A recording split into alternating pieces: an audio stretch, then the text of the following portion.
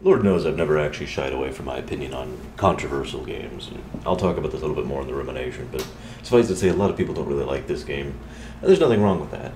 But it tends to get into that whole backbiting thing, I don't like this game, but I do like this game, but you're just stupid and I'm just stupid, and blah blah blah, just kind of rotates around. I'm just going to give you my opinion, like I always do, as honestly as I can. Assassin's Creed 3 is the most flawed of the Assassin's Creed games that I've played through so far, personally. That being said, do I still think it is worth picking up? Yes, I do. But what I would call Assassin's Creed 3 is basically a used game, or a sale game. Obviously used doesn't really apply in this era as much as it did the previous. The idea here being, definitely worth picking up, definitely worth playing through. I don't regret buying it, I don't regret playing through it. I probably will not be playing this one again, and I would not have wanted to pay full price for it. But it is still worth picking up. It is still a net positive in my opinion. The combat is still enjoyable once you get used to it. There's a lot of really fun things to do in it. The hunting minigame is something I really genuinely enjoyed. I love the ship thing. Everyone loves the ship thing. There were a lot of really strong undercurrents in theme, in expressiveness with regards to people. The strength of the story in this particular game is ironic because the actual plot of Assassin's Creed 3 is probably the weakest I've seen thus far, if not the actual weakest. But the setting and the establishment of the characters and the development of the characters, all of that was extremely strong, and again, huge focus on theme throughout this one. Themes, actually, specifically. That being said, there are some negatives to this game which can't be denied. I mentioned a lack of a strong central plot. That also has to come in the main character. Connor, I'll talk about him more when I get to the rumination, but suffice it to say, Connor is just not anywhere near as likable as Ezio or Altair were. There's no getting around that fact.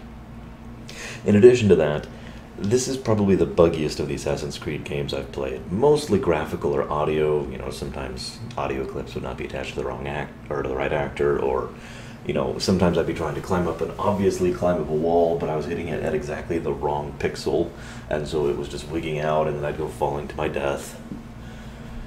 It did get a little bit frustrating.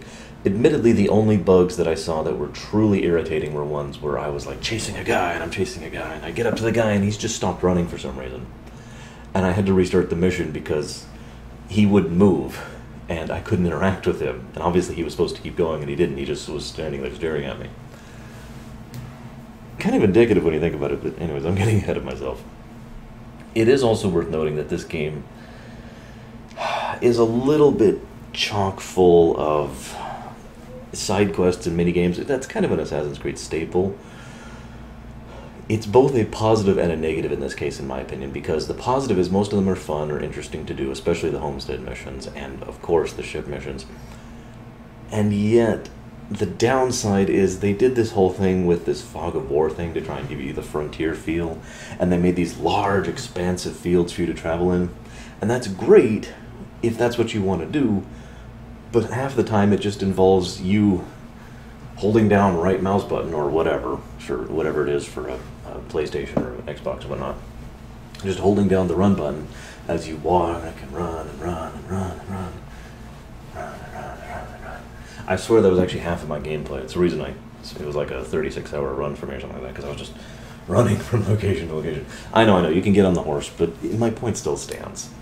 Bottom line, while there are plenty of negatives in this game, I do recommend picking it up, Assassin's Creed 3. I also do recommend picking up the Tyranny of King George, or whatever it's actually called. I don't want to talk about that extensively here. There's no way I can talk about that without spoiling anything, but suffice it to say, it was worth a look at the very least. If absolutely nothing else, you owe it to yourself to watch that on YouTube. Otherwise, I hope to see you guys in the rumination.